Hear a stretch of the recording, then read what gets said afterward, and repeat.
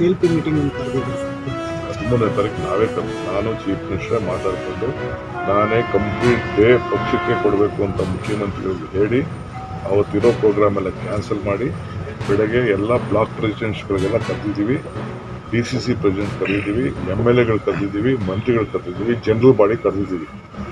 ಭಾರತ್ ಜೋಡೋ ಭವನಲ್ಲಿ ಸಿದ್ಧತೆ ಬಗ್ಗೆ, ಪಕ್ಷದ ಸಿದ್ಧತೆ ಬಗ್ಗೆ ನಾವು ಕರೆದಿದ್ದೀವಿ, ಪಕ್ಷದ ಸಂಘಟನೆ ಬಗ್ಗೆ ಕರೆದಿದ್ದೀವಿ.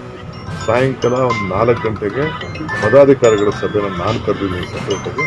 ಸುರ್ಜಿವಾಲಾ ಅವರು ಮುಖ್ಯಮಂತ್ರಿಗಳು 11 ಗಂಟೆಗೆ ಬರ್ತಾರೆ. ಸಾಯಂಕಾಲ 6 ಗಂಟೆಗೆ ಶಾಸಕಾಂಗ ಪಕ್ಷದ ಸಭೆನ MLAಗಳಿಗೆ, ಮಂತ್ರಿಗಳಿಗೆ ಜವಾಬ್ದಾರಿಯನ್ನು ಕೊಡಬೇಕು. ಆ ದೃಷ್ಟಿಯಿಂದ ಕರೆದಿದ್ದೆ. ಏನು 27ನೇ ತಾರೀಕು ನಡೀಬೇಕಾದ್ರೆ ನಿಂತು ಅದು 21ನೇ ತಾರೀಕಿಗೆ ನಿಗದಿಯಾಗಿದೆ. ನಾಳೆ ಚೀಫ್ ಮಿನಿಸ್ಟರ್ ನಾನು 14ನೇ ತಾರೀಕು ದೆಹಲಿಗೆ ಹೋಗ್ತಾ ಇದ್ದೀವಿ. 15ನೇ ತಾರೀಕು ಹೊಸ ಕಾಂಗ್ರೆಸ್ ಕಚೇರಿ ಉದ್ಘಾಟನೆ. ಏನಾಯ್ತು ಅನ್ನೋದು ಈಗ ಅದನ್ನ ಹುಡುಕಿಸ್ಬೇಕು. ಕಾಡಿನಲ್ಲಿ ಅವರು ಎಲ್ಲಿ ಬಿಸಾಕಿದ್ದಾರೆ ಗೊತ್ತಿಲ್ಲ, ಅದನ್ನ ಹುಡುಕಿಸ್ಬೇಕು. ಅದಕ್ಕೆ ಈಗಾಗಲೇ ಇಲಾಖೆಯವರು ಪ್ರಯತ್ನ ಮಾಡ್ತಿದ್ದಾರೆ. ಪರಿಹಾರ ಕೊಡೋ ವಿಚಾರದಲ್ಲಿ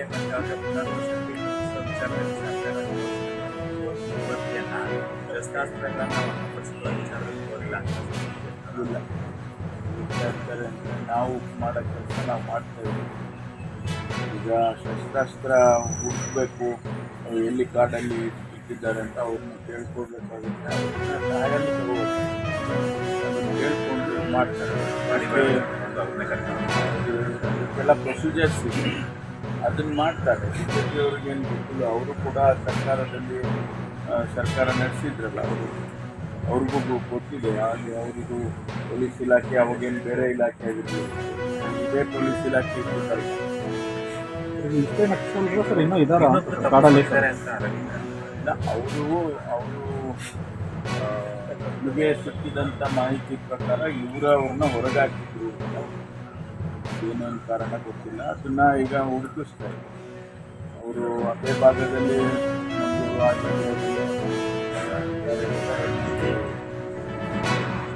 ಮಾಹಿತಿ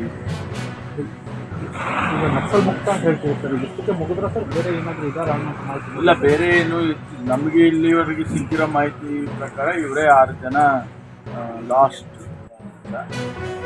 ಹೊರಗಡೆಯಿಂದ ಬೇರೆ ರಾಜ್ಯದಿಂದ ಏನಾದರೂ ಬಂದರೆ ಅದನ್ನು ಮಾನಿಟರ್ ಮಾಡ್ತಾರೆ. ಕೆಲವು ಸಂದರ್ಭದಲ್ಲಿ ಒರಿಸ್ಸಾ ಕಡೆಯಿಂದ ಬರೋ ಸಾಧ್ಯತೆ ಇದೆ, ಅಥವಾ ಕೇರಳದಿಂದ ಬರೋ ಸಾಧ್ಯತೆ ಇದೆ. ಅದನ್ನು ಬಾರ್ಡ್ಸ್ನಲ್ಲಿ ಇನ್ಮೇಲೆ ಅದನ್ನು ಮಾನಿಟರ್ ಮಾಡ್ತಾರೆ. ಒಟ್ಟಾರೆ ಆ ನಕ್ಸಲಿಸಮ್ ಅನ್ನೋದೇನಿದೆಯಲ್ಲ ಅದನ್ನು ಡಿಸ್ಕರೇಜ್ ಮಾಡ್ತಕ್ಕಂಥ ಪ್ರಯತ್ನ ನಾವು ಸರ್ಕಾರದಲ್ಲಿ ಮುಖ್ಯಮಂತ್ರಿಗಳು ನಿಮ್ಮ ಹೋರಾಟ ಏನಿದ್ರು ಸಮಾಜದ ಮುಖ್ಯವಾಹಿನಿಗೆ ಬಂದು ಕಾನೂನಾತ್ಮಕವಾಗಿ ನಿಮ್ಮ ಹೋರಾಟಗಳನ್ನು ಮಾಡ್ಕೊಳ್ಳಿ, ಶಸ್ತ್ರಾಸ್ತ್ರ ಇಟ್ಕೊಂಡು ಹೋರಾಟ ಮಾಡೋದು ಬೇಡ ಅಂತೇಳಿ ಒಂದು ಅಪೀಲ್ ಮಾಡ್ಕೊಂಡಿದ್ವಿ. ಅದನ್ನು ಬೇರೆ ಇನ್ಯಾರೂ ಕೂಡ ಇಲ್ಲಿ ನಮ್ಮಲ್ಲಿ ಆ ರೀತಿ ನಮಗಿರೋ ಮಾಹಿತಿ ಈಗ ಸದ್ಯದ ಪರಿಸ್ಥಿತಿಯಲ್ಲಿ ಯಾರೂ ಇಲ್ಲ.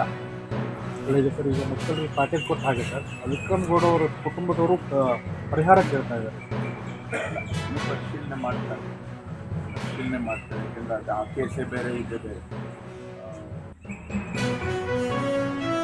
ಸರ್ ಇವತ್ತು BJP ಲಂಚ್ ಕಾಲ್